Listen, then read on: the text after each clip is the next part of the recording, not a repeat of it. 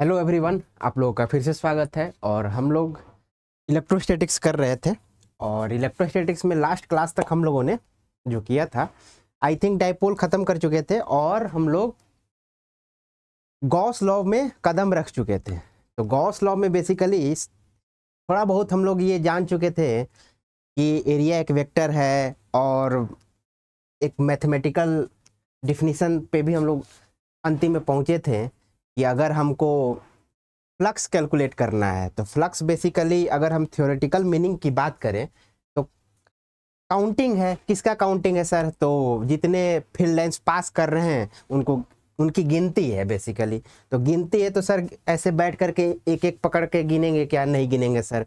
तो उसमें एक मैथमेटिकल कैलकुलेशन पे हम लोग पहुंचे थे। मैथमेटिकल फॉर्मूला था, क्या था वो? Integration E dot D A, यही है ना बेसिकली। इसी को क्या बोलते थे? Electric flux. Electric flux E dot D A. हरी बात समझ में? ये हम लोग लास्ट क्लास तक कर चुके थे। इसी में आगे हम लोग बढ़ते हैं। तो क्या है बेसिकली कि मान लीजिए कि एक एरिया है, इस तरीके से एरिया दिया गया है, ठीक है। एक स्फीयर है, ठीक है ना। एक स्फीयर है जिसको ऐसे रखा गया है, जिसका साइड ए है और फील्ड लाइंस जो है वो फील्ड लाइंस कैसे गुजर रही हैं वो देखने की जरूरत है। फील्ड लाइंस ऐसे गुजर रही हैं। फील्ड लाइंस जो है वो ऐसे गुजर रही हैं। हरी बात समझ में? इलेक्ट्रिक फील्ड लाइंस ऐसे जा रही है, ठीक है सर। एरिया वेक्टर किधर है? एरिया वेक्टर जो है वो इधर के तरफ, ये है एरिया वेक्टर। एरिया वेक्टर इधर के तरफ है और फील्ड लाइन जो है वो इस तरीके से जा रही है, ये फील्ड लाइंस। और फील्ड लाइन और एरिया के बीच में जो एंगल बन रहा है वो बन रहा है थीटा का। जो एंगल बन रहा है वो बन रहा है थीटा का एंगल बन रहा है, ठीक है सर, कोई दिक्कत नहीं। अब ये बताना है कि इस सरफेस से, जो गिवन सरफेस है, उससे कितना फ्लक्स पास कर रहा होगा। या फिर ये भी पूछा जा सकता है कि इस गिवन सरफेस से कितने number of field lines pass कर रहे होंगे। दोनों का सेंस एक ही है। बेसिकली हम क्या पूछना चाह रहे हैं? हम पूछना चाह रहे हैं फ्लक्स क्या होगा। फ्लक्स बेसिकली हम क्या पढ़ चुके हैं? फ्लक्स का डिफिनीशन हम लोग पढ़ चुके हैं। ई डॉट ए क्या होता है? E A cos theta. Theta क्या होता है? तो theta is the angle between area vector and electric field lines. E क्या होता है? ई होता है इलेक्ट्रिक फील्ड इंटेंसिटी। ए क्या होता है? ए होता है जो सरफेस दिया गया है, गिवन सरफेस का एरिया। तो बेसिकली क्या हो जाएगा आंसर हम लोग का? ई एरिया कितना हो जाएगा? ए स्क्वायर। और ये मान लेते हैं 60 डिग्री दिया गया है। 60 डिग्री दिया गया है तो क्या हो जाएगा? Cos 60 degree. तो क्या हो जाएगा? ई ए स्क्वायर बटे 2 हमारा आंसर हो जाएगा। लिख लो इसको और यहाँ पे यूनिट भी लगा देना। आई थिंक लास्ट क्लास में यूनिट भी बताए होंगे। लिख लो इसको, न्यूटन मीटर स्क्वायर पर कूलम्ब।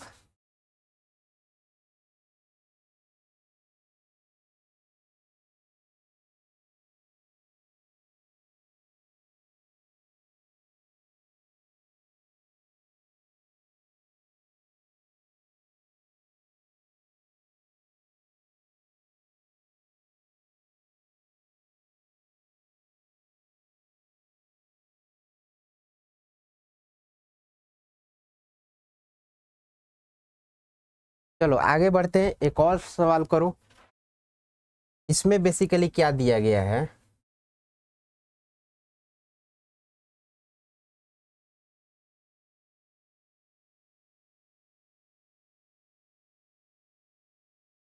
ये एक्स एक्सिस है, ये वाई एक्सिस है और ए दूरी पर एक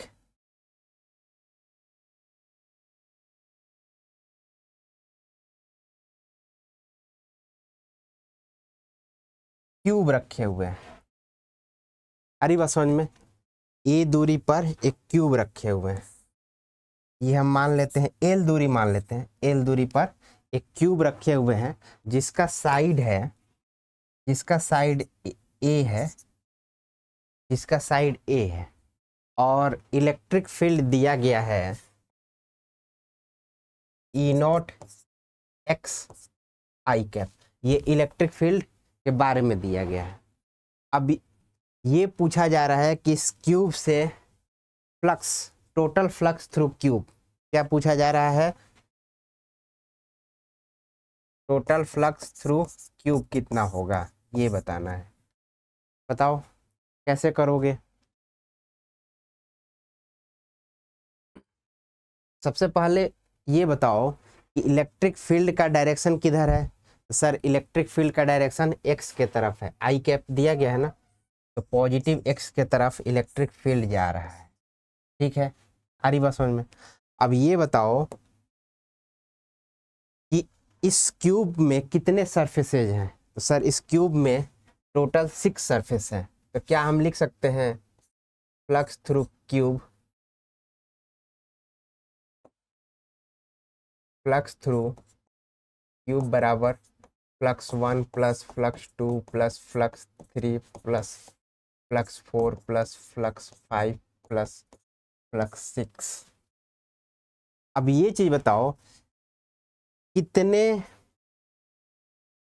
साइड, कितने सरफेसेज ऐसे हैं जो इस इलेक्ट्रिक फील्ड लाइंस के परपेंडिकुलर हैं। तो सर इनको छोड़ के इसको और इसको छोड़ के बाकी जितने साइड्स हैं, एक ऊपर वाला, एक नीचे वाला, एक सामने वाला और एक पीछे वाला, इन सब का एरिया इसके परपेंडिकुलर ही होगा। इसके परपेंडिकुलर होगा तो क्या ये फ्लक्स जीरो नहीं हो जाएगा। और सिर्फ 2 एरिया ऐसे बचे हुए हैं जिनका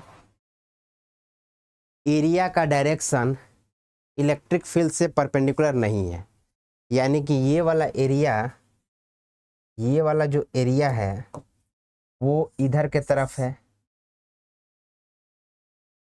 और इसका एरिया है वो इधर के तरफ है।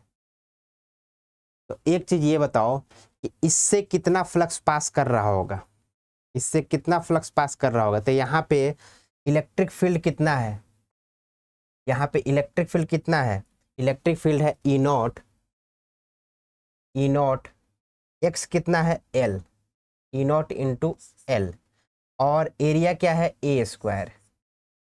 अब बताओ इलेक्ट्रिक फील्ड और एरिया में 180 का एंगल है, तो क्या लिख देंगे माइनस, और इसके लिए क्या हो जाएगा, यहाँ पे इलेक्ट्रिक फील्ड का मैग्नीट्यूड कितना है, तो इलेक्ट्रिक फील्ड कितना हो जाएगा ई नॉट एल प्लस ए। आरी बात समझ में, यहाँ पे electric field E not x की जगह पे क्या लिख देंगे एल प्लस ए, और एरिया कितना है, कितना से पास कर रहा है ए स्क्वायर। अब बताओ कि ये पॉजिटिव होगा कि निगेटिव होगा, तो ये पॉजिटिव होगा क्योंकि इलेक्ट्रिक फील्ड और एरिया में 0 का एंगल है। तो फ्लक्स क्या हो जाएगा, फ्लक्स क्या हो जाएगा, फ्लक्स थ्रू क्यूब क्या हो जाएगा E naught L plus A into A square minus E naught L A square. आ रही बात समझ में।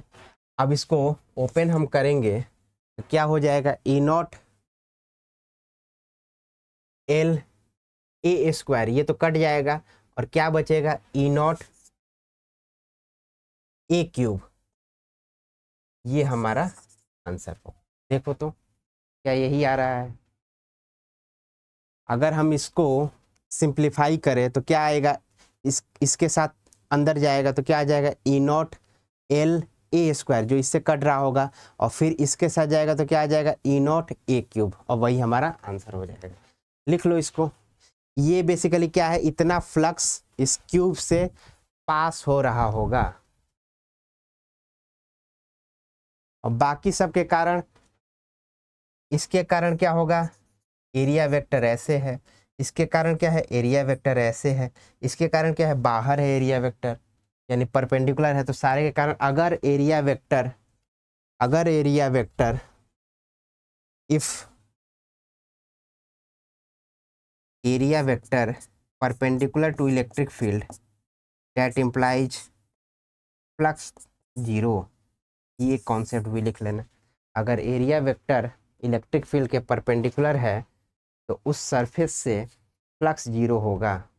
लिख लो, क्यों जीरो होगा, क्योंकि थीटा जो हो जाएगा वो 90 डिग्री हो जाएगा, और कॉस 90 डिग्री क्या होता है, जीरो होता है। लिख लो इसको।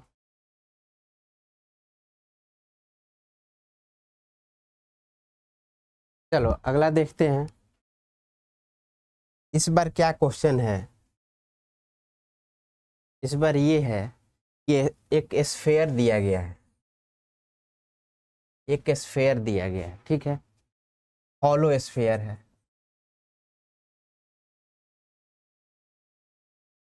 हॉलो स्फेयर है, और इसमें हम क्या कर रहे हैं, एक डाइपोल को रख दिए,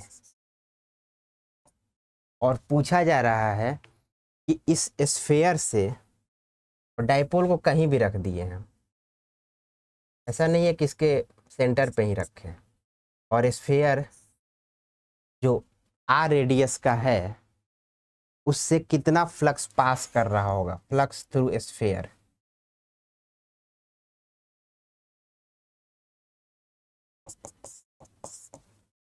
फ्लक्स थ्रू स्फेयर कितना होगा बताओ। और हो सकता है कि एक रखा हो सकता है दो दो रखा हो, तीन रखा हो, चार रखा हो, तो कोई मतलब नहीं है, कितना भी रखा जा सकता है, ठीक है ना। फ्लक्स क्या हो जाएगा, इसको बेसिकली क्या बना रहे होंगे हम लोग, इसको थोड़ा सा इस तरीके से बना देते हैं कि क्या रखा हुआ है, एक प्लस क्यू और एक माइनस क्यू, यही तो डाइपोल है ना। प्लस क्यू और माइनस क्यू रखा हुआ है, तो इलेक्ट्रिक फील्ड लाइंस इस पे जो बन रहा होगा इसी तरीके से तो बन रहा होगा ना। अरे बात समझ में, यानी जितना फील्ड लाइंस प्लस क्यू से निकल रहा है उतना कहाँ इंड कर जा रहा है, माइनस क्यू पर। क्या इस स्फेयर से फील्ड लाइंस पास कर रहा है क्या, नहीं सर, इस स्फेयर से कोई फील्ड लाइन पास नहीं कर रहा है। तो कितना भी अगर तुम डाइपोल को इसमें रख दो कितनी भी संख्या में, तो नेट फ्लक्स क्या आ जाएगा, स्फेयर से वो जीरो रहेगा। लिख लो इस बात को। अब देखो अगला है कि एक क्यूब को, ये बीम है, इलेक्ट्रिक फील्ड लाइंस का बीम है, जहाँ पे इलेक्ट्रिक फील्ड कांस्टेंट है, वेरिएबल इलेक्ट्रिक फील्ड नहीं है, कांस्टेंट इलेक्ट्रिक फील्ड है, और इसमें एक क्यूब को रख दिया जाता है, एक क्यूब को रख दिया जाता है जिसका साइड ए है। अब ये बताना है कि इस क्यूब से कितने फ्लक्स पास कर रहे होंगे, तो क्या हो जाएगा ये बताओ। इसका एरिया वेक्टर ऊपर हो जाएगा, इसका एरिया वेक्टर ये हो जाएगा, इसका एरिया वेक्टर ये हो जाएगा, इसका एरिया वेक्टर नीचे हो जाएगा। तो इसमें कितने सरफेसेज हैं, 1 2 3 4 5 6, 4 से तो परपेंडिकुलर ही हो जाएगा। अरे बस समझ में, 4 से परपेंडिकुलर ही हो जाएगा, तो क्या हो जाएगा, फ्लक्स तो ऐसे ही जीरो हो गया। दो जो बचा है ये और ये, इससे फ्लक्स कितना हो जाएगा, इससे फ्लक्स कितना हो जाएगा बताओ, इससे फ्लक्स हो जाएगा -E_a²। क्यों, क्योंकि एरिया वेक्टर और इलेक्ट्रिक फील्ड में पाई का एंगल है, और इससे कितना हो जाएगा, इससे हो जाएगा E × a²। अब दोनों को ऐड करेंगे तो नेट फ्लक्स हमारा जीरो आ रहा हो। यानी कि अगर किसी एक्सटर्नल बीम के अंदर, इलेक्ट्रिक फील्ड बीम के अंदर अगर हम स्फीयर को रख देते हैं, किसको रख देते हैं, क्यूब को रख देते हैं, तो क्या हो रहा होगा, फ्लक्स थ्रू क्यूब 0 रहेगा। बेसिकली कहने का ये मतलब है किसी भी क्लोज्ड सरफेस को अगर हम इलेक्ट्रिक फील्ड में रख देते हैं, जो कि कांस्टेंट इलेक्ट्रिक फील्ड होना चाहिए, तो क्या हो रहा होगा, फ्लक्स 0 होना चाहिए। तो पहले इतना लिखो, उसके बाद आगे हम लोग बढ़ते उसमें आ जाएगा, ये सारा कवर हो जाएगा।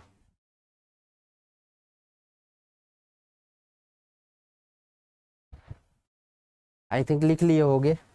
बेसिकली मेरा कहना क्या है कि अगर मान लो कि कोई स्फीयर है और इसके बाहर में कोई चार्ज क्यों रखा गया है, इसकी वजह से फ्लक्स क्या हो जाएगा, 0 हो जाएगा। फ्लक्स थ्रू स्फीयर ये 0 हो जाएगा। अगर कोई सोर्स चार्ज बाहर है तो फ्लक्स क्या हो जाएगा, 0 हो जाएगा। लिख लो इसको।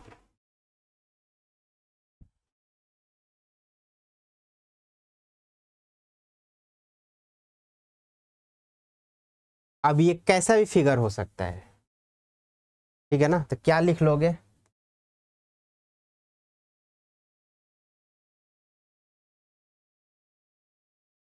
इलेक्ट्रिक फ्लक्स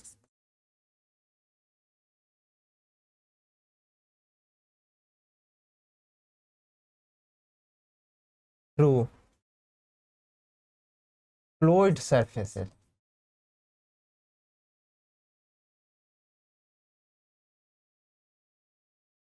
always 0 for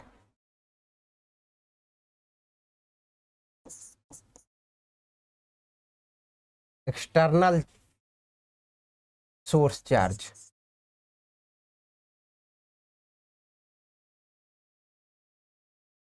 या इलेक्ट्रिक कांस्टेंट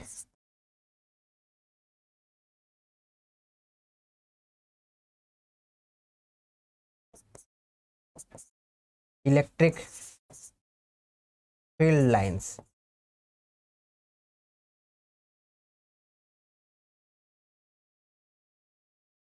लिख लो इसको।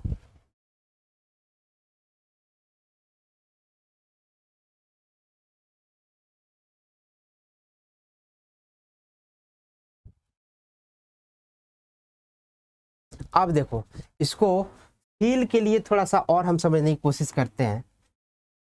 जैसे मान लो एक स्फीयर है और तुम बाहर एक चार्ज Q0 रखे हुए हो, तो एक चीज ये बताओ कि हम मान लेते हैं कि इससे फील्ड लाइंस जो निकल रही हैं वो 4 फील्ड लाइंस निकल रही हैं। आ रही बात समझ में?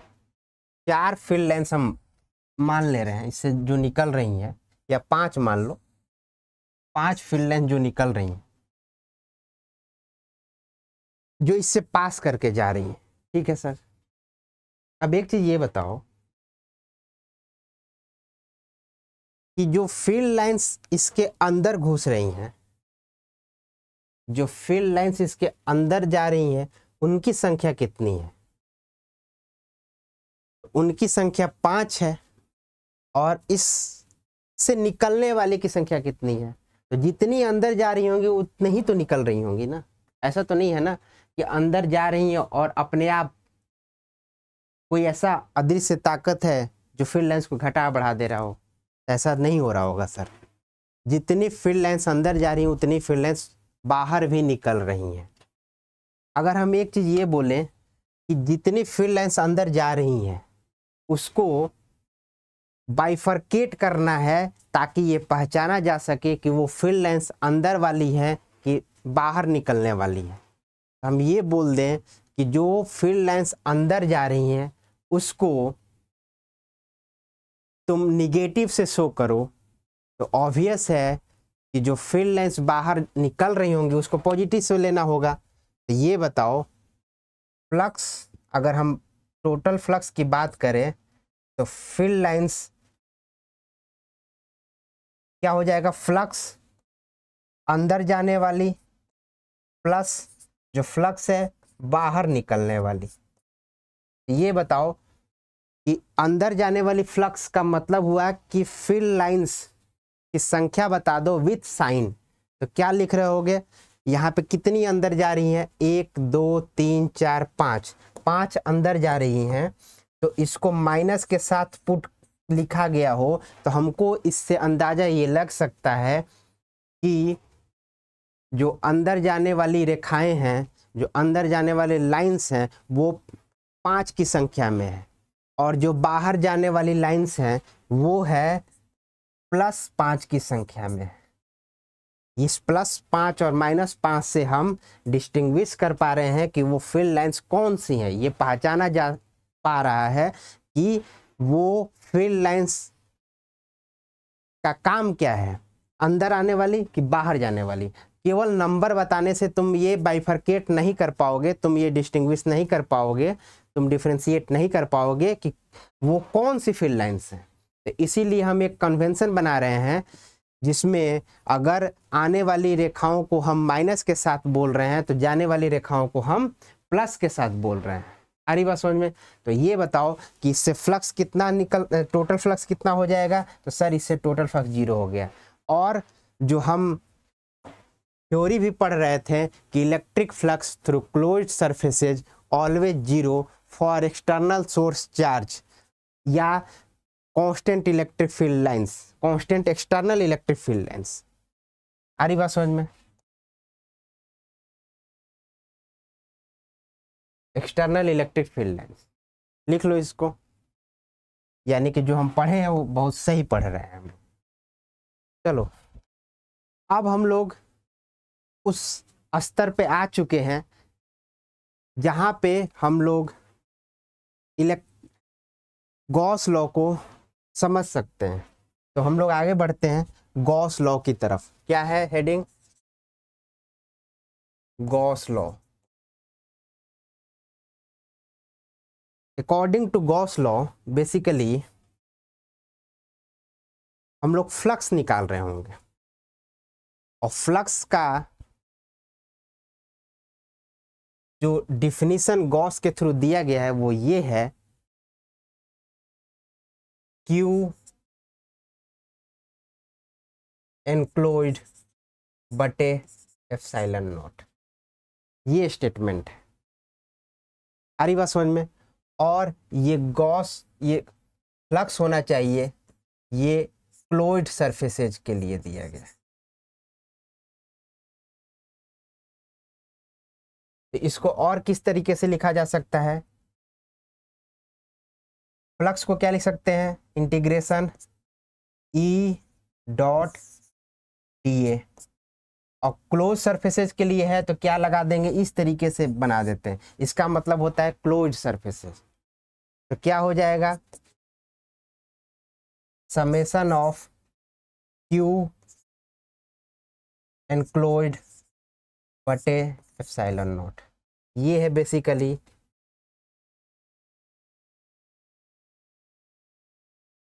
गॉस का स्टेटमेंट।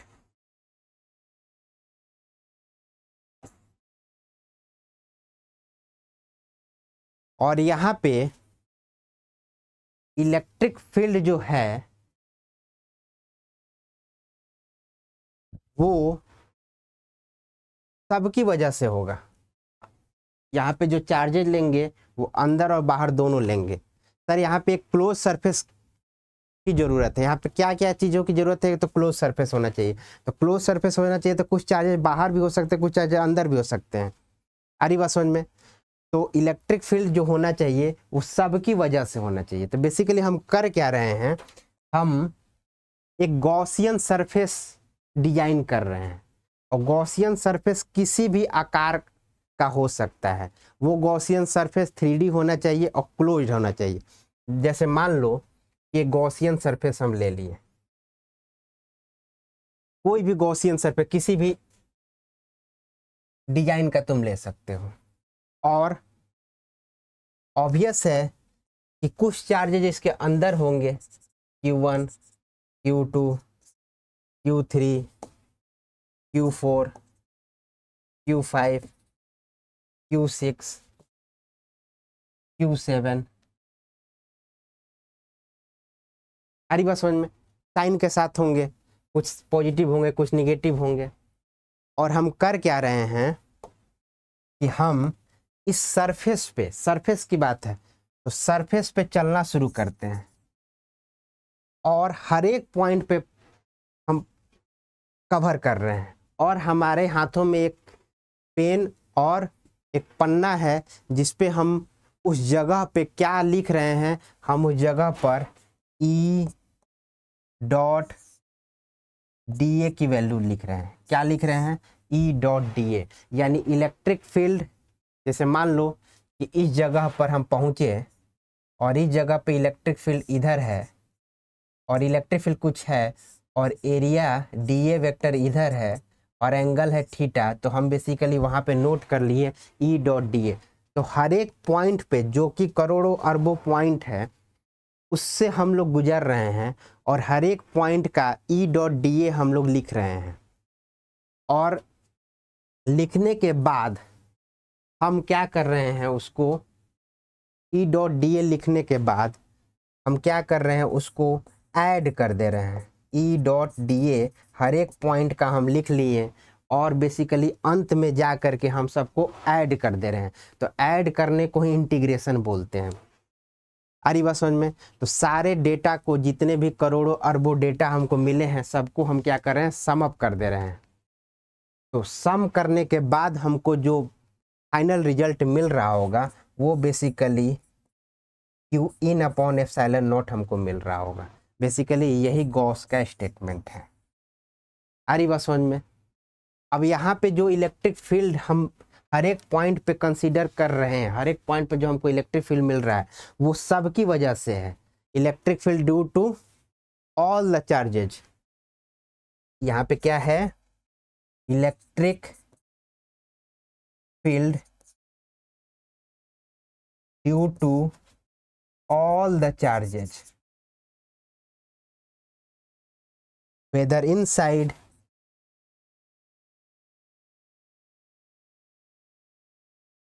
और आउटसाइड।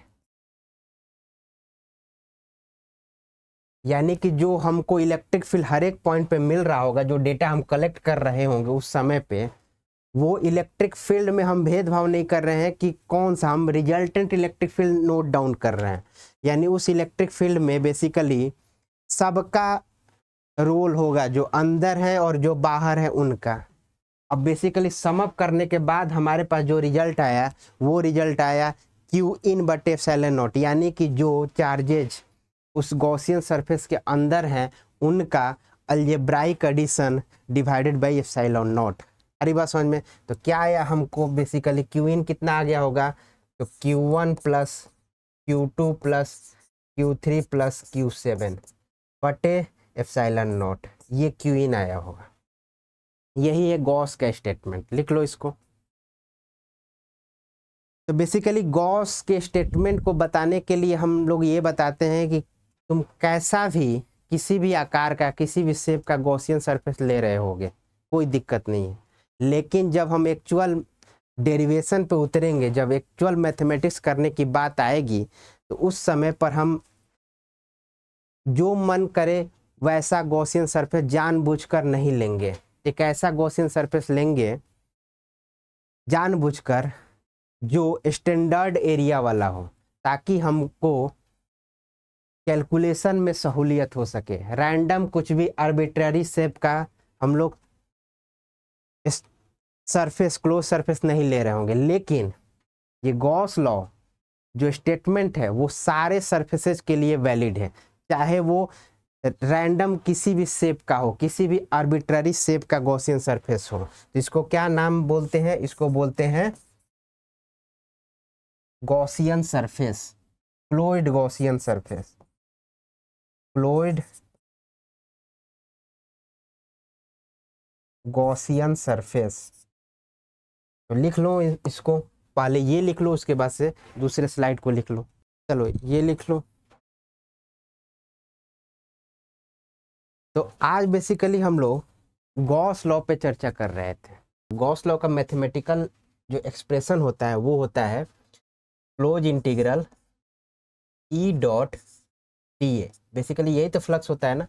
तो ये फ्लक्स जो है वो क्लोज्ड सरफेस का है। अगर हम गॉसियन सरफेस क्लोज्ड मान रहे हैं, उससे पास होने वाला फ्लक्स जो है वो ये लिखा हुआ, वो किसके बराबर होता है? वो बराबर होता है क्यू इन, यानी algebraic addition of all the charges inside Gaussian surface divided by epsilon naught. अरे बस समझ में, ये है बेसिकली गॉस लॉ का स्टेटमेंट। तो ये तो सर मैथमेटिकल फॉर्म में स्टेटमेंट है। अगर हमको ये बातें लैंग्वेज में लिखनी हो, अगर हमको ये बातें इंग्लिश लैंग्वेज में लिखनी हो, तो ये हम कैसे लिखेंगे? तो बेसिकली इसको हम लोग लिख रहे होंगे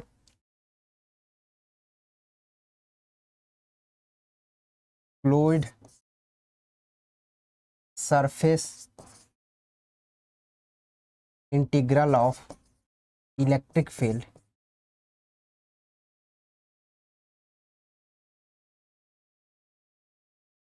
इज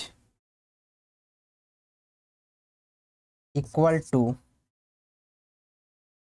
अलजेब्राइक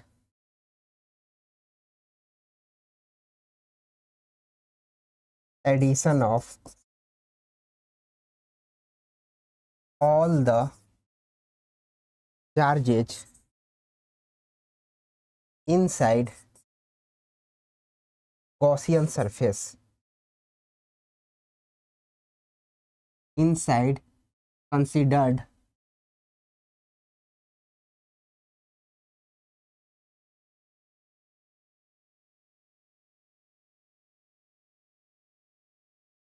Gaussian surface।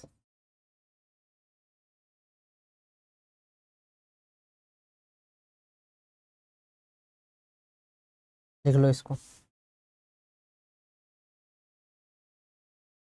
ये है गॉस लॉ का लैंग्वेज में स्टेटमेंट, और ये है गॉस लॉ का मैथ्स के फॉर्म में स्टेटमेंट, मैथमेटिकल स्टेटमेंट है ये, और ये लैंग्वेज के फॉर्म में स्टेटमेंट है। लिख लो इसको ढंग से, फिर हम इस पर थोड़ा और भी चर्चा करते हैं। चलो अब देखो, जैसे मान लो कि कोई चार्ज क्यू नॉट है, अरे बात समझ में, और हम एक गॉसियन सरफेस मान लेते हैं स्फीयर, अरे बात समझ में।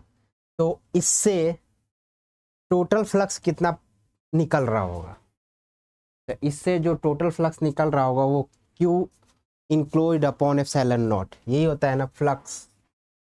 क्या होता है? टोटल फ्लक्स क्या हो जाता है? क्यू इन बटे एप्सिलॉन नॉट। तो कितना हो जाएगा? क्यू नॉट बटे एप्सिलॉन नॉट इस सरफेस से। यानी इसका अर्थ ये है कि total number of electric field lines passing through this surface area will be Q not upon epsilon not. यही तो बात है ना।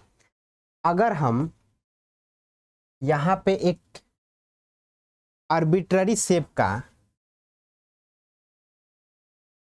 कोई क्लोइड सरफेस मान लें, तो बताओ कि इससे कितना निकल रहा है? जो स्फीयर से total number of electric field lines जो निकल रही है वो इतना है, तो इससे भी तो उतना ही निकल रहा होगा ना। जितना इससे होके निकलेगा उतना ही तो इससे भी होके निकलेगा, जितना स्फीयर से होके निकलेगा उतना ही तो इस गॉसियन आर्बिट्ररी शेप का गॉसियन सरफेस से भी होकर निकल रहा होगा। अगर इसके बाद हम एक और क्यूब मान लें, एक ये क्यूब है, अरे बस समझ में, इससे भी तो उतना ही निकल रहा होगा ना। यानी कि बेसिकली फ्लक्स थ्रू स्फीयर बराबर फ्लक्स थ्रू आर्बिट्ररी हम मान लेते हैं।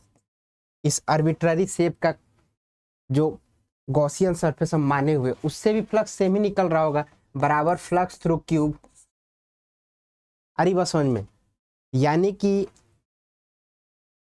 सबसे फ्लक्स सेम ही निकल रहा होगा। और वैसे भी अगर इससे मान लो कि 5 लाइन्स निकल रही हैं, इससे हम मान लेते हैं 5 लाइन निकल रही हैं, 4 ही मान लेते हैं, चलो इस 4 से 4 लाइन निकल रही हैं, तो 4 लाइन निकल रही हैं, तो इस स्फीयर से भी काउंट करोगे तो 4 ही लाइन निकल रही होगी।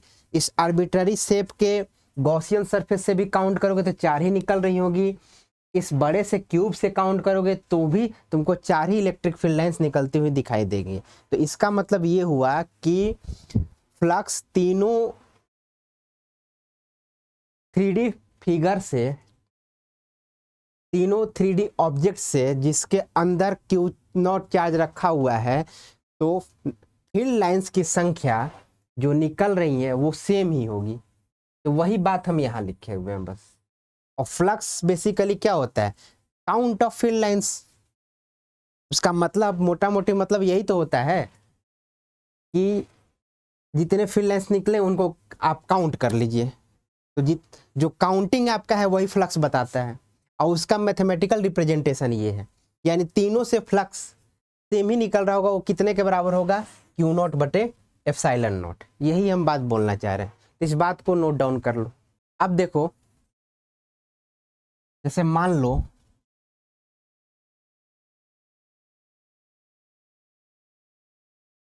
ये एक हेमीस्फीयर है और इसका जो बॉटम वाला पार्ट है वो बंद है, क्लोइड है।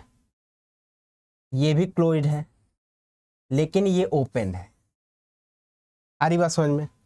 अब इसके जस्ट इनसाइड एक चार्ज क्यू नॉट रखा गया है, इसके जस्ट आउटसाइड एक चार्ज क्यू नॉट रखा गया है, और इसके सेंटर पे चार्ज क्यू नॉट रखा है। इससे सेंटर पे चार्ज क्यू नॉट रखा है। अब ये पूछा जा रहा है कि तीनों में फ्लक्स कितना पास हो रहा क्यू नॉट की वजह से। ये अलग फोटो है, ये अलग फोटो है, और ये तीसरा अलग फोटो है। तो कैसे करोगे बताओ? ये जो है बेसिकली ऐसे है, जैसे मान लो कि एक स्फीयर हो और उसको नीचे वाला जो सर्कल है, अरे बात समझ में, स्फीयर का जो बटम होगा वो तो सर्कल ही होगा। हम काटे ऐसे तो वो सर्कल ही बन रहा होगा, उस सर्कल को ढक दिया गया है। अरे बात समझ में? जैसे एक गेंद ले लो, गेंद को क्या करोगे, आधा एक खोखला मतलब हॉलो स्फीयर का गेंद ले लिए हैं, उसको बीच से काट दिए, तो बीच से काटोगे तो तुमको क्या दिखाई देगा, सर्कल दिखाई देगा ना, और उस सर्कल को तुम ढक दिए और उसके अंदर एक चार्ज क्यू नॉट रखा गया है। तो इससे हेमीस्फीयर से, क्लोइड हेमीस्फीयर से, ये बेसिकली क्लोइड हेमीस्फीयर है, ये भी क्लोइड हेमीस्फीयर है, ये ओपन हेमीस्फीयर है। तो इस क्लोइड हेमीस्फीयर से कितना फ्लक्स पास कर रहा होगा, इस क्लोइड हेमीस्फीयर से कितना फ्लक्स पास कर रहा होगा, और इस ओपन हेमीस्फीयर से कितना फ्लक्स पास कर रहा होगा, ये बताना है। तो बेसिकली इसमें हम लोग क्या बताएंगे, इसमें बेसिकली फ्लक्स कितना पास कर रहा होगा, Q not upon epsilon not. इसमें बेसिकली फ्लक्स क्या पास कर रहा होगा, 0, क्योंकि अंदर में चार्ज 0 है। और इस केस में हम क्या कर रहे होंगे, इसमें कैसे पता करें, तो इसमें बेसिकली हम इसके सेंटर पे रखे हुए हैं, तो सेंटर पे रखे हुए हैं तो हम इसको कंप्लीट कर देते हैं, इमेजिनरी लाइन से कंप्लीट कर देते हैं इसको।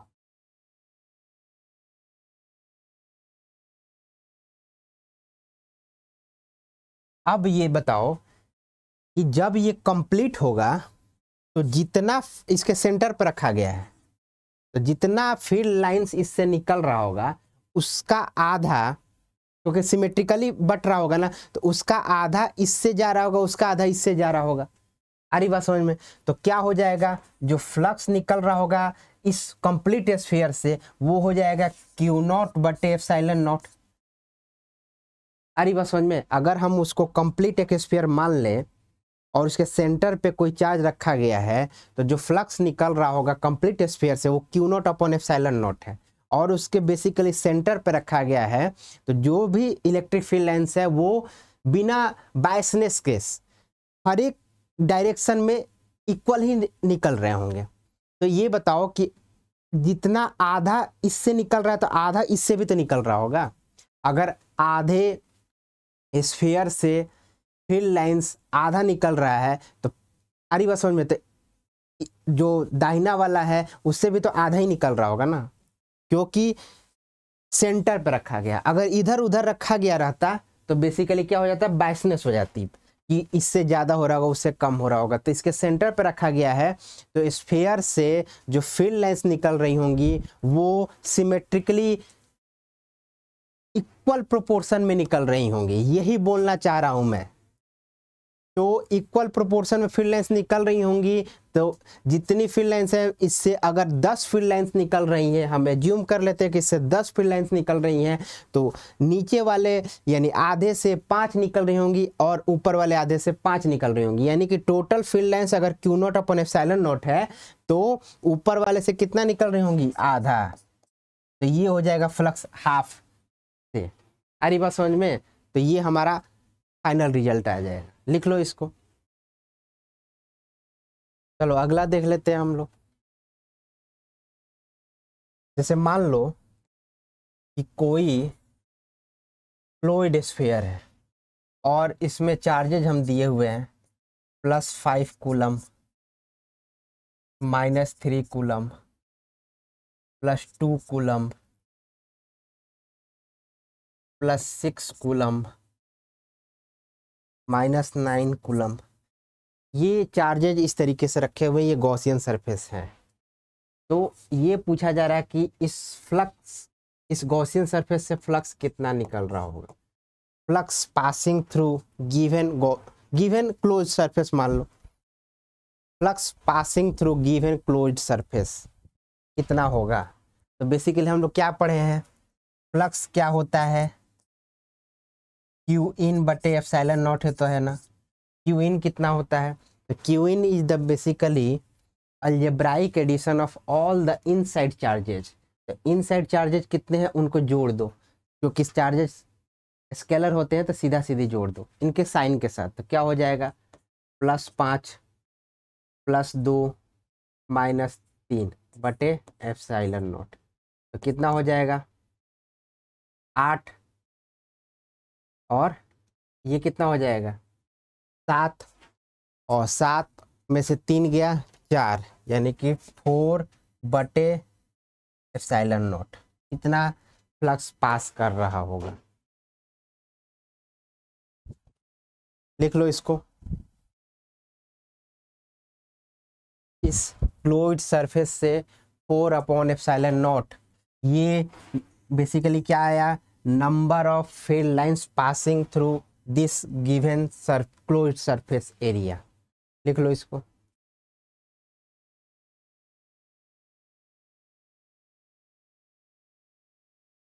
चलो अगला सवाल देखते हैं।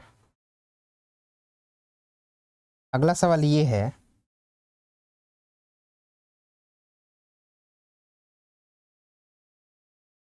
ये एक सरफेस है जो कि स्क्वायर शेप का है। क्या है, स्क्वायर शेप का एक सरफेस है, और स्क्वायर में साइड्स इक्वल हैं और ए है, और इससे इसके सेंटर से a/2 दूरी पर एक चार्ज रखा गया है Q। इसके सेंटर से, यानी कि जो स्क्वायर प्लेट है उस स्क्वायर प्लेट से के सेंटर से परपेंडिकुलर a/2 दूरी पर एक चार्ज Q रखा गया है, और ये पूछा जा रहा है कि इस सरफेस से कितना फ्लक्स पास कर रहा होगा, flux through square, flux through square कितना होगा ये बताना है। तो सर हम तो क्लोज्ड के लिए तो पढ़े थे कि अगर क्लोज्ड कोई स्फीयर, क्लोज्ड कोई भी ज्योमेट्रिकल फिगर है, ज्योमेट्रिकल ऑब्जेक्ट है, क्लोज्ड होना चाहिए। अगर उसके अंदर चार्जेस रखे हैं तो फ्लक्स बेसिकली उस ऑब्जेक्ट से, उस क्लोज्ड ऑब्जेक्ट से Q enclosed upon epsilon not होता है, लेकिन यहाँ तो ओपन है, तो ओपन है तो हम तो कैसे कर सकते हैं सर? ओपन वाला तो हम लोग तो अभी तक डिस्कस ही नहीं किए। तो बेसिकली अगर चीज़ें ओपन है तो उनको क्लोज्ड बना दो, उनको क्या कर दो, क्लोज्ड बना दो। आ रही बात समझ में? तो बेसिकली क्या होगा, एक स्क्वायर से बेसिकली उसको ढकना हो तो हम क्या कर देंगे, 3D पिक्चर स्क्वायर का क्या दिमाग में आता है, तो क्यूब आता है सर। तो सही है, तो क्यूब बना देते हैं, एक क्यूब बना देते हैं। ये रहा हमारा क्यूब, ठीक है। अब क्यूब में जो स्क्वायर वाला जो सरफेस है वो तो यही है, और चार्ज कहाँ रखा गया है, तो सर चार्ज रखा गया है इससे a/2 दूरी पर चार्ज रखा गया है, और ये है a और ये है a। तो ये बताओ कि इस क्यूब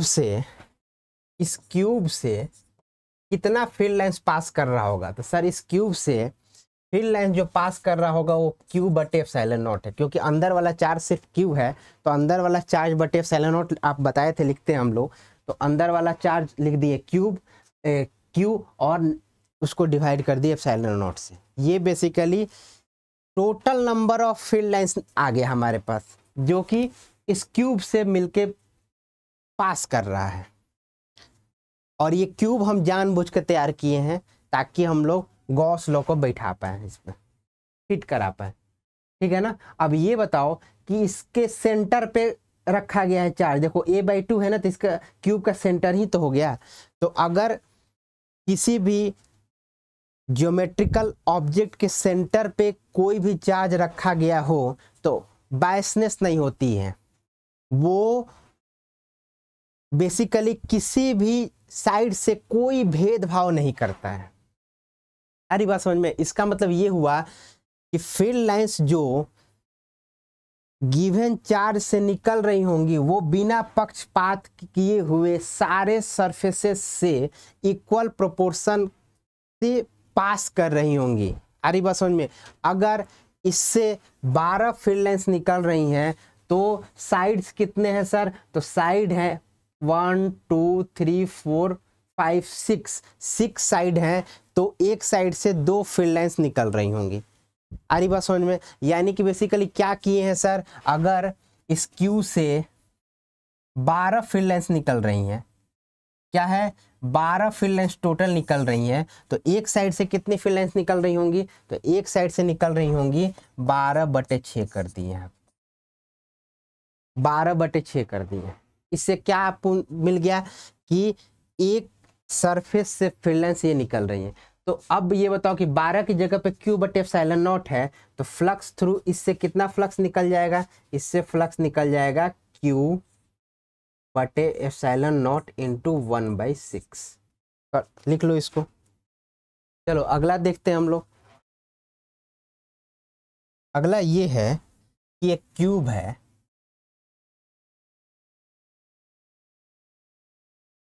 एक क्यूब है, और हम क्या किए कि इसके एज पर एक चार्ज क्यू रख दिए, और ये पूछा जा रहा है कि इस सरफेस से जो बटम मोस्ट लेयर है उससे कितना फ्लक्स पास कर रहा होगा, flux through this surface will be. अब ये बताओ कि इससे कितना फ्लक्स पास कर रहा होगा। सर ये तो ओपन नजर आ रहा है ना, हम इसको क्लोज करेंगे। क्लोज करो, कोई दिक्कत नहीं, इसको क्लोज करो। क्लोज करने के लिए क्या करेंगे हम लोग?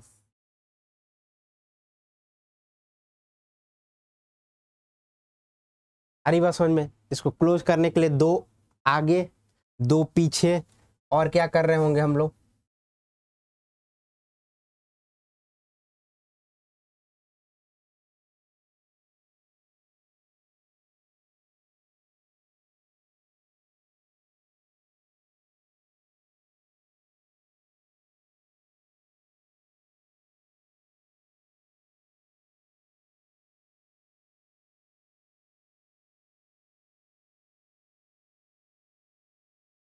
समझ में आ रहा है? हम इसको बेसिकली घेरने का प्रयास कर रहे हैं, कवर करने की प्रयास कर रहे हैं। और कवर करने के लिए हमको कितना स्फीयर चाहिए, हमको कितना क्यूब चाहिए बेसिकली। साइड ए हम मान लिए हैं, साइड ए गिवन है, इस क्यूब का साइड ए गिवन है, तो कितने क्यूब चाहिए ताकि हम इसको कवर कर सकें। तो 4 आगे हैं और 4 पीछे होंगे, यानी कि 8 क्यूब हमको लगेंगे इसको कवर करने में। और ये बताओ जब 8 क्यूब बन जाएगा तो क्या उसके सेंटर पे ये चार्ज नहीं है, तो टोटल फ्लक्स कितना पास कर रहा होगा, टोटल फ्लक्स पास कर रहा होगा क्यूब बटे एप्सिलॉन नॉट। तो एक क्यूब से कितना पास कर रहा होगा, एक क्यूब से कितना पास कर रहा होगा, तो कितने क्यूब से हम इसको घेरे हुए हैं, तो 8 क्यूब से घेरे हुए हैं, ठीक है ना। तो क्या हो जाएगा 1/8 क्यूब बटे एप्सिलॉन नॉट, यानी कि इस क्यूब से इतना फील्ड लाइंस पास कर रहा है। तो अब हम इस पे आ जाते हैं अपने ओरिजिनल सवाल पे। अब हमको क्या मिल गया कि अगर चार्ज यहाँ पे है क्यू, तो इस क्यूब से Q/8 epsilon not electric field lines इससे निकल रही हैं, ठीक है सर। हमको चाहिए क्या, अभी देखो यहाँ पे सिमेट्रिकली नहीं है कि सर इसको आप कर दीजिए बाई 6 कर दीजिए, क्योंकि ये जो चार्ज रखा हुआ है एक कॉर्नर पर रखा हुआ है, तो कॉर्नर पर रखा हुआ तो ये भेदभाव करेगा कि हम इससे सर कुछ पास होंगे, इससे कुछ पास होंगे, इससे कुछ पास होंगे। अरे बस समझ में। तो ये बताओ कि जो भी एडजेसेंट सरफेसेज हैं, उससे फील्ड लाइंस कितना निकल रहा होगा, जो भी एडजेसेंट सरफेसेज है, यानी कि ऊपर वाला, साइड वाला और पीछे वाला, जो भी एडजेसेंट सरफेस है उससे कितना फील्ड लाइंस निकल रहा होगा। तो इधर हो जाएगा एरिया, अरे बात समझ में। और जो भी फील्ड लाइंस होगा वो कैसा होगा, वो इस तरीके से होगा, यानी कि इस क्यूब में कितने सरफेसेज हैं, 1 2 3 4 5 6 सरफेसेज हैं, और 3 जो सरफेस है वो एडजेसेंट सरफेस है, और एडजेसेंट सरफेस से फील्ड लाइंस जो होंगी वो परपेंडिकुलर होंगी एरिया वेक्टर के। इलेक्ट्रिक फील्ड जो हो जाएगा वो परपेंडिकुलर हो जाएगा एरिया वेक्टर। हरी बात समझ में। जो एडजेसेंट सरफेसेज हैं उनसे फील्ड लाइन जो होगा वो परपेंडिकुलर होगा। देखो यहाँ पे एरिया वेक्टर ऊपर है और फील्ड लाइंस ऐसे निकल रही हैं, इससे भी क्या हो रहा होगा, बगल वाले से एरिया वेक्टर इधर है और फील्ड लाइंस ऐसे निकल रही होंगी। अब देखो जो 3 नॉन एडजेसेंट है वो सेम रूप से इससे दूरी पर नहीं है क्या, जो 3 नॉन एडजेसेंट है ये वाला, यानी कि इधर साइड वाला, आगे वाला और नीचे वाला, ये तीनों जो है वो इससे सिमेट्रिकल दूरी पर है, यानी कि इसमें ये भेदभाव नहीं होगा। जो 3 है उनसे भेदभाव नहीं होगा, यानी कि जितने फील्ड लाइंस निकल रहे हैं इस 4 से वो इक्वली डिस्ट्रीब्यूट हो रहे होंगे इन 3 सरफेसेज में। तो ये बताओ कि ये तीनों से तो 0 हो गया और इसमें कोई भेदभाव नहीं हो रहा है, तो यानी कि फ्लक्स थ्रू दिस सरफेस क्या हो जाएगा, Q/8 एप्सिलॉन नॉट इंटू 1/3। तो कितना हो जाएगा, Q/24 एप्सिलॉन नॉट। ये हमारा आंसर हो जाएगा, लिख लो इसको। चलो अगला देख लेते हैं हम लोग। अब ये बताओ कि एक क्यूब है, इस बार हम चार्ज को इस लाइन के बीचों बीच रखती है।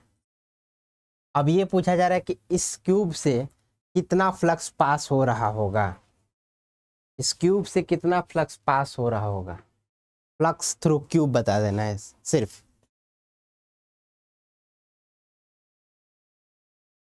ये कहाँ रखा गया है, किसी एज पर नहीं रखा गया है, जो साइड है उसके बीचों बीच रखा गया है। तो ये बताओ कि हम इसको कवर करते हैं,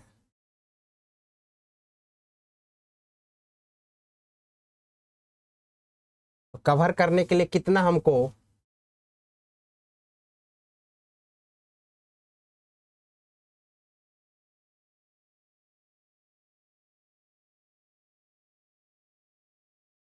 क्यूब चाहिए,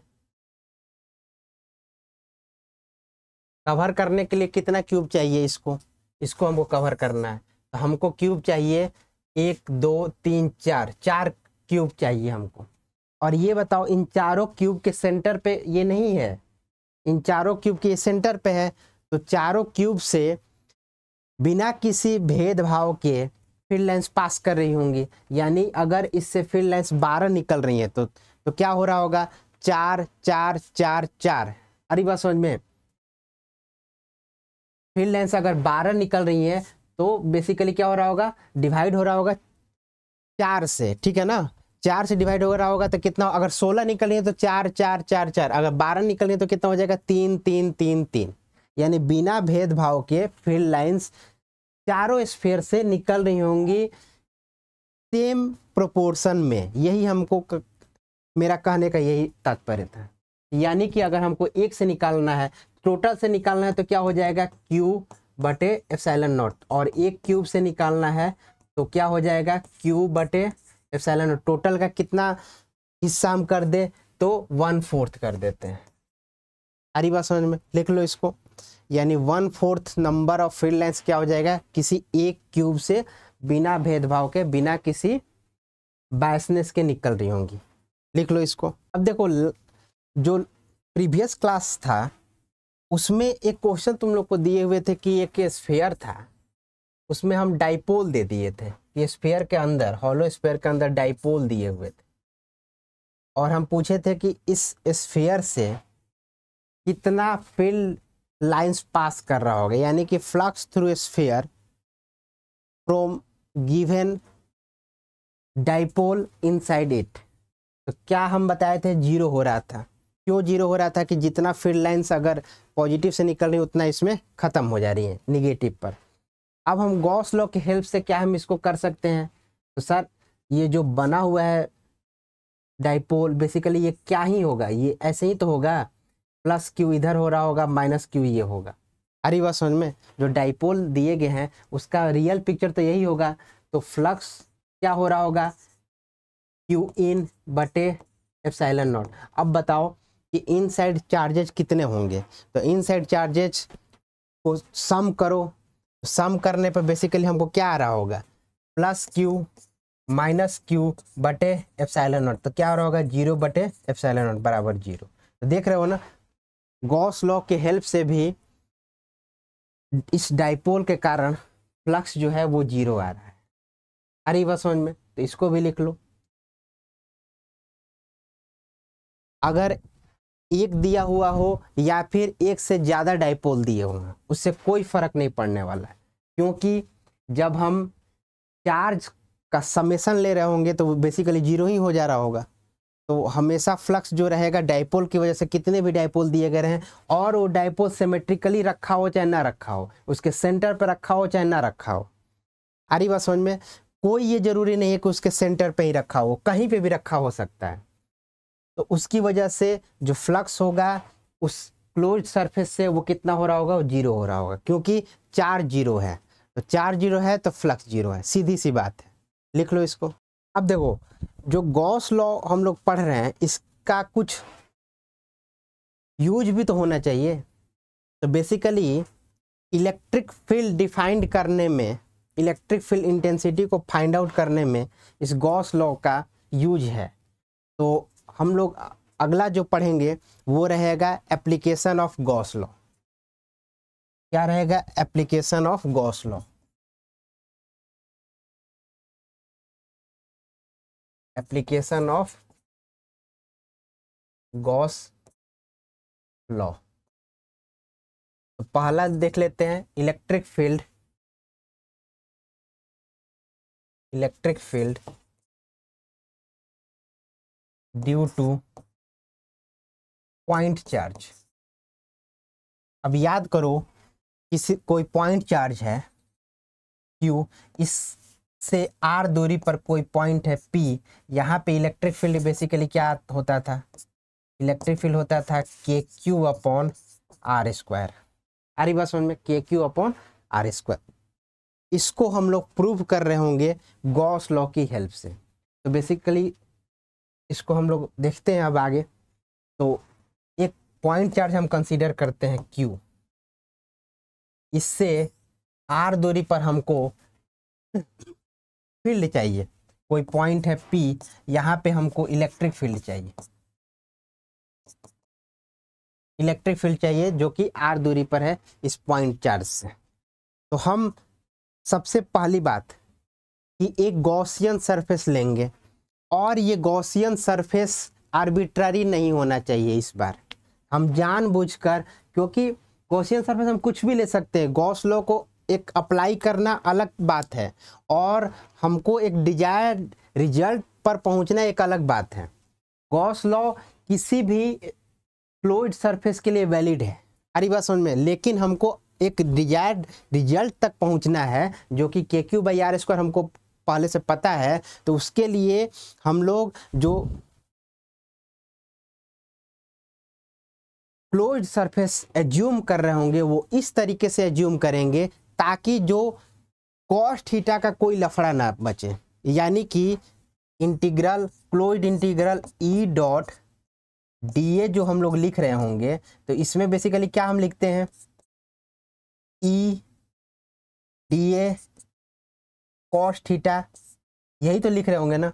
तो बेसिकली यहाँ पे इलेक्ट्रिक फील्ड और एरिया में हर जगह जितने भी पॉइंट पर हम लोग जाएं वहाँ पे थीटा कांस्टेंट आना चाहिए, और थीटा इस तरीके से आना चाहिए कि कॉस थीटा की वैल्यू एक कांस्टेंट आ जाए और ये इंटीग्रेशन से बाहर चले जाए।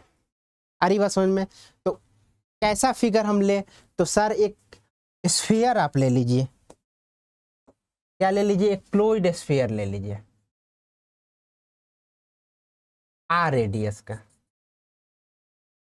R रेडियस का एक फ्लूइड स्फीयर आप ले लीजिए। अब इस फ्लूइड स्फीयर को लेने से हमको क्या फायदा मिला कि हम यहाँ पे अगर हैं, अगर हम यहाँ पे हैं, कहीं पे भी हैं, तो इस जगह पर इलेक्ट्रिक फील्ड जो है वो बाहर के तरफ है, अरे बात समझ में, और एरिया वेक्टर भी क्या है, बाहर के तरफ है। ये DA हम मान लेते हैं, छोटा सा एरिया वेक्टर हम मान लेते हैं, ये भी क्या है, इधर है, यानी कि थीटा कितना बन रहा होगा, थीटा जो होगा वो 0 बन रहा होगा, और कॉस थीटा जो 1 बन रहा होगा, और 1 एक कांस्टेंट है, तो कांस्टेंट होने की वजह से जो ये थीटा होगा वो लफड़ा नहीं दे रहा होगा इंटीग्रेशन को सॉल्व करने में, और बाहर हम इसको कर सकते हैं। तो बेसिकली हम लोग क्या लिख रहे होंगे, E.dA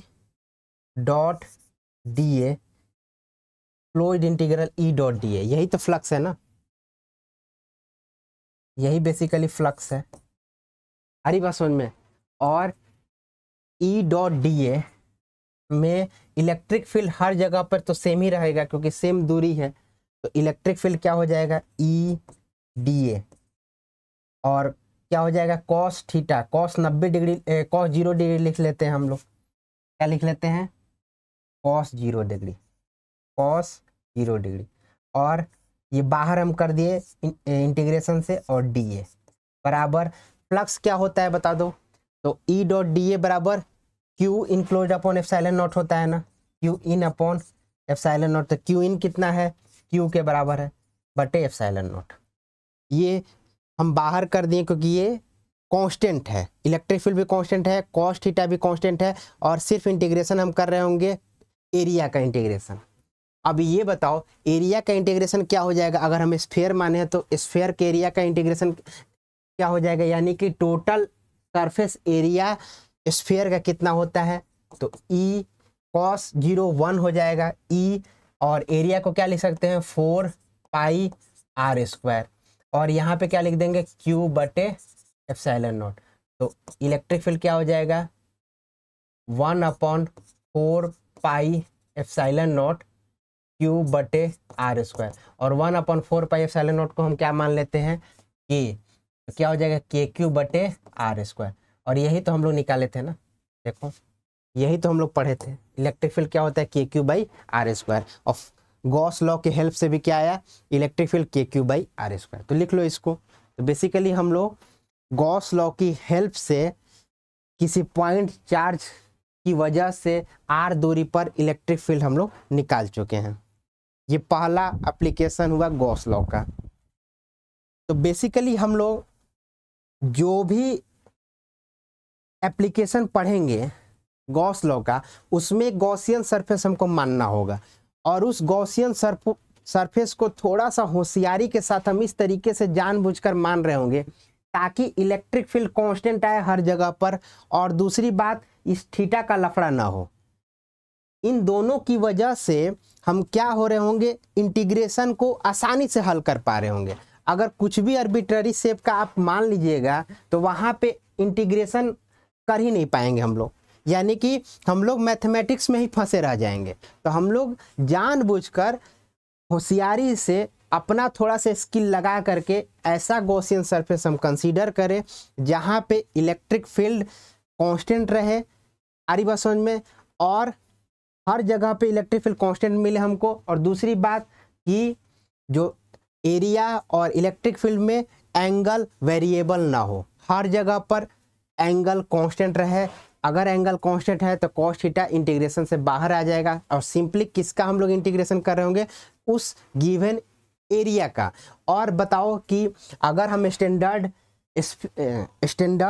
3D ऑब्जेक्ट्स नहीं कंसीडर करेंगे तो एरिया हमको निकालने में कितना गड़बड़ हो जाएगा। कोई भी आर्बिट्ररी शेप का आप कंसीडर कर लोगे तो उसका एरिया कैसे निकालोगे। हमारे पास तो 3D में 3 ही 4 एरिया हैं, अरे बात समझ, जिसमें कौन कौन सा है, सबसे ज़्यादा इंपॉर्टेंट है स्फीयर, फिर क्या है सिलेंडर, अरे बात समझते, ये सबसे ज़्यादा यूज होने वाले सरफेसेज हैं।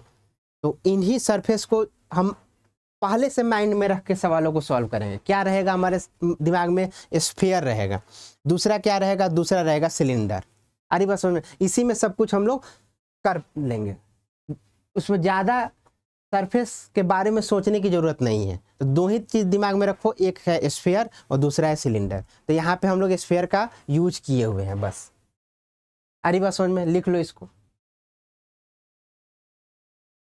अब अगला जो एप्लीकेशन रहेगा, अगला जो एप्लीकेशन है वो है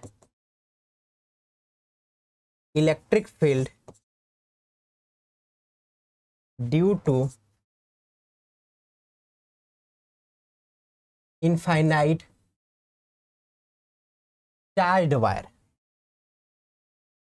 अब ये सोचो दिमाग में कि कैसा हम लोग गॉसियन सरफेस लेंगे। तो सर आप तो बताए थे 2 में से कोई एक लेना है, तो यहाँ तो एक लाइन चार्ज है ना, तो लाइन की वजह से स्फीयर तो फिट नहीं बैठ रहा है, एकदम सही पकड़े वो, स्फीयर फिट नहीं बैठ रहा है। तो दूसरा क्या बचा, दूसरा सिलेंडर बचा है। तो हम बेसिकली इसमें जानबूझकर सिलिंड्रिकल गॉसियन सरफेस मान रहे होंगे, आ रही बात समझ में। तो बेसिकली हम लोग यहाँ से नेक्स्ट क्लास से में स्टार्ट कर रहे होंगे।